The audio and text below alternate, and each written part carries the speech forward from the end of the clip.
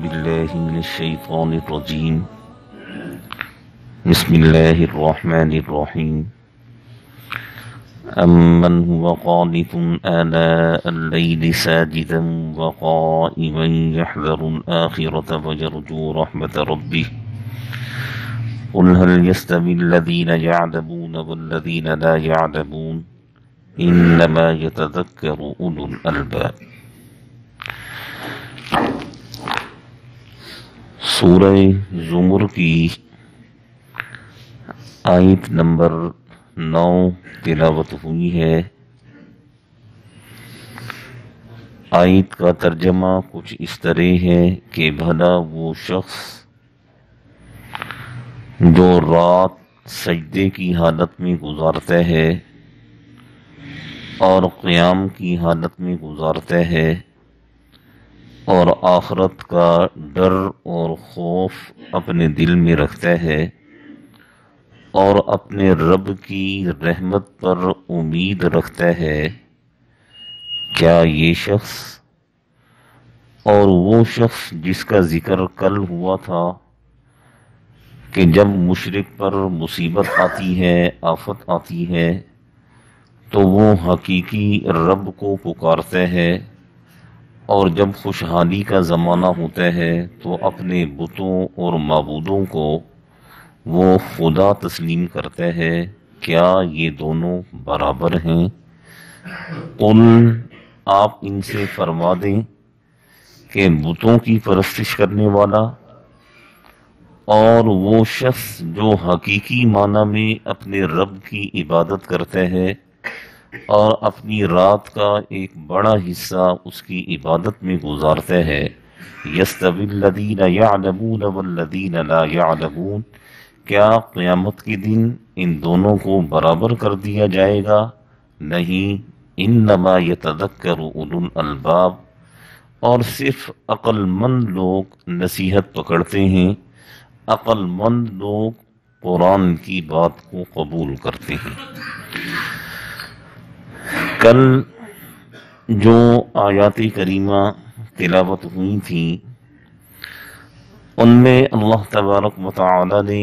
مشرکین کے بارے میں فرمایا،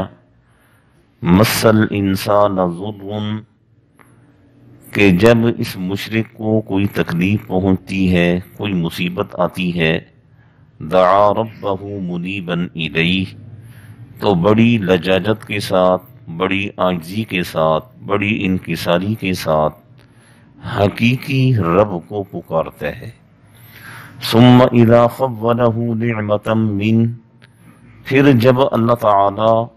اس پر اپنی نعمت فرما دیتے ہیں، اس تکلیف کو، مصیبت کو دور فرما دیتے ہیں، نسی ما کان یدعو الیہ من قبل، پھر اسے وہ دعائیں بھول جاتی ہیں، پھر وہ بھول بیٹھتا ہے کہ مشکل میں میں نے کس کو پکارا تھا، وجعل للہ اندادا، اور پھر وہ خوشحالی کے زمانے میں اللہ کے ساتھ شریک ٹھہراتا ہے۔ ایک یہ انسان ہے، اور ایک وہ انسان ہے قانت آناء اللیل ساجدا وقائما، کہ جو رات کا اکثر حصہ وہ عبادت میں گزارتا ہے، کوئی قیام کی حالت میں ہے، کوئی سجدے کی حالت میں ہے، کوئی رکوع کی حالت میں ہے، کوئی اتحیات میں بیٹھا ہوا ہے، کوئی ویسے بیٹھ کر اپنے رب کو یاد کر رہا ہے، ذکر کر رہا ہے، اور وہ اپنے دل میں آخرت کا خوف بھی رکھتا ہے اور اپنے رب سے پر امید بھی ہے۔ اللہ تعالیٰ فرماتے ہیں کہ کیا ان دونوں کو برابر کر دیا جائے گا، مشرک کو اور اس آدمی کو جو صحیح معنی میں اپنے رب پر ایمان رکھتا ہے؟ حضرت عبداللہ بن عمر رضی اللہ عنہ فرماتے ہیں کہ یہ رات کی جو عبادت ہے اسے آپ تہجد کی نماز بھی کہہ سکتے ہیں،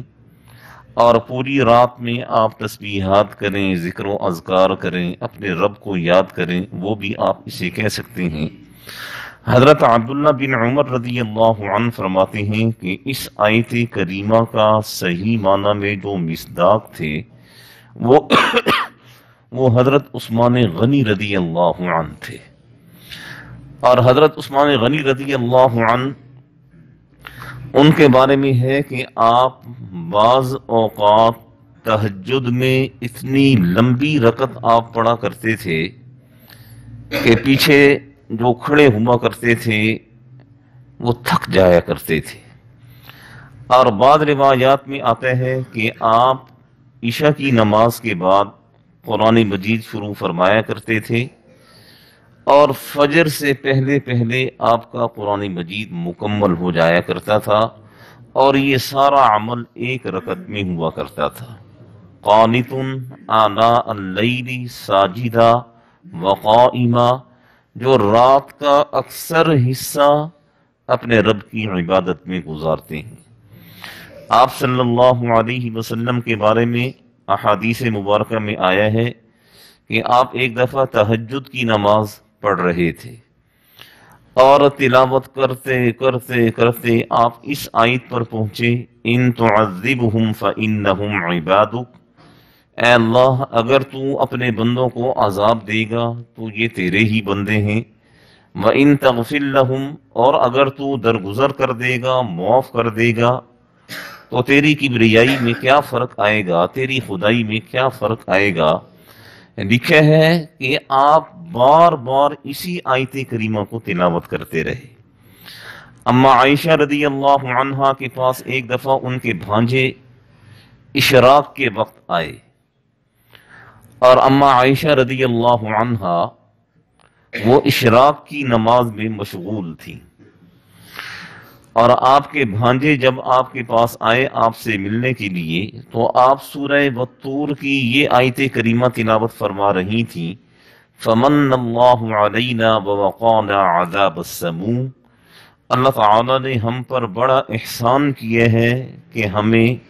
عذاب سے بچایا ہے۔ آپ کے بھانجے فرماتے ہیں کہ میں کھڑا رہا کہ ابھی آپ رکعت کرتی ہیں، سلام پھیریں گی تو میں اپنی بات کروں گا،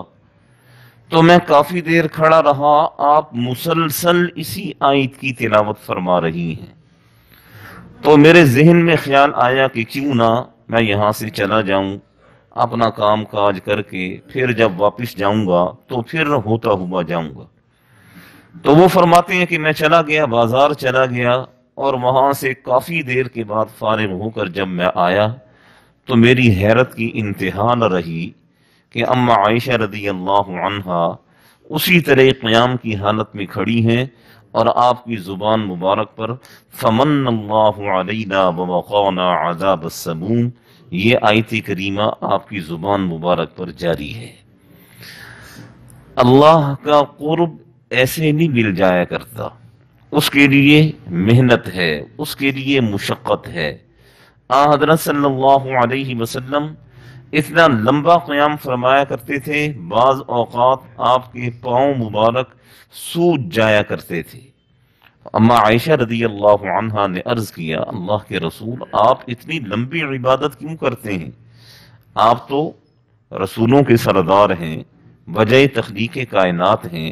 جنت میں آپ نہیں جائیں گے کون جائے گا، تو آپ اتنی لمبی عبادت کیوں کرتے ہیں؟ تو آپ صلی اللہ علیہ وسلم نے فرمایا، افلا اکون عبدا شکورا یا عائشہ، کیا میں اللہ کا شکر گزار بندہ نہ بنوں کہ جس نے سارے انسانوں سے مجھے منتخب کیا ہے؟ تو اللہ تعالیٰ فرماتے ہیں کہ وہ شخص جو رات کو سجدے کی حالت میں اپنے رب کی عبادت کرتا ہے، اور قیام کی حالت میں اپنے رب کی عبادت کرتا ہے، اور آخرت کا خوف اپنے دل میں رکھتا ہے، اور اپنے رب کی رحمت کی امید بھی رکھتا ہے۔ حضرت صلی اللہ علیہ وسلم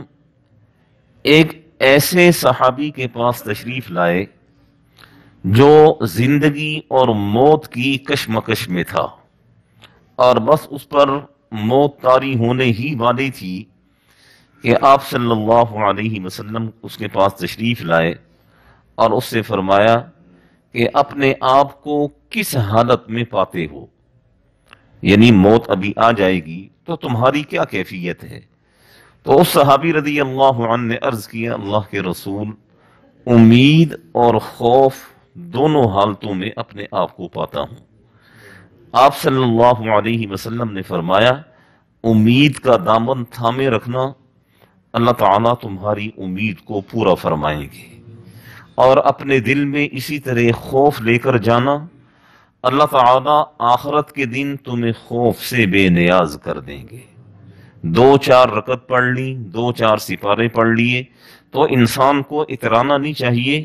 کہ مجھ سے بڑا عبادت گزار کوئی نہیں ہے یا مجھ سے بڑا سمجھدار کوئی نہیں ہے،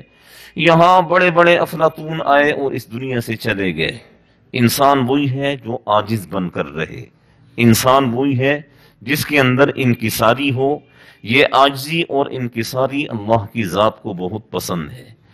پھر اللہ تعالیٰ فرماتے ہیں کہ فرما دیجئے هل يستوي الذين يعلمون، کیا وہ لوگ جو جانتے ہیں؟ عبادت گزار کو اللہ تعالیٰ نے عالم یعلمون سے تعبیر فرمایا ہے۔ جو اپنے رب کی عبادت کرتے ہیں انہیں اللہ تعالیٰ نے علم والا قرار دیا ہے۔ جو اپنے رب کے آگے جھکتے ہیں انہیں اللہ تعالیٰ نے علم والا قرار دیا ہے۔ جو اپنے معبود برحق کو جانتے، پہچانتے، مانتے ہیں، اللہ تعالیٰ نے انہیں علم والا قرار دیا ہے۔ اور وہ لوگ جو پتھروں کی پوجا کرتے ہیں، جنہوں نے خاص خانہ خدا میں 360 بت رکھے ہوئے ہیں، اللہ تعالیٰ فرماتے ہیں لا یعلمون، انہیں اللہ تعالیٰ نے جاہل قرار دیا ہے اور جاہل فرمایا ہے، اور فرمایا کہ کیا ان دونوں کو ایک ہی پلڑے کے اندر رکھ دیا جائے گا؟ کیا ان دونوں کو ایک ہی جیسا مقام دیا جائے گا؟ کیا ان دونوں کے ساتھ ایک ہی جیسا برتاؤ کیا جائے گا؟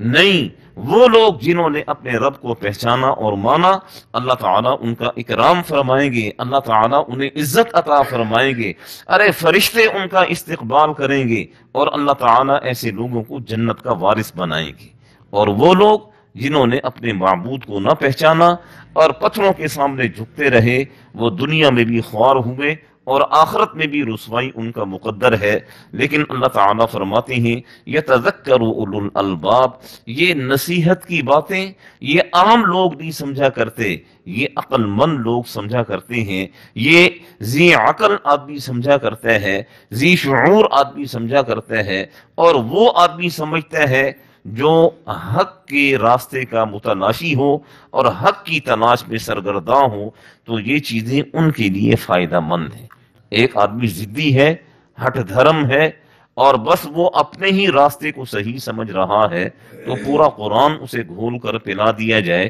اسے نہ عقل آئے گی، نہ شعور آئے گا، نہ وہ اس سے ہدایت پکڑے گا۔ دعا فرمائیں اللہ تعالی ہم سب کو صحیح معنی میں سمجھنے کی، عمل کرنے کی توفیق نصیب فرمائے۔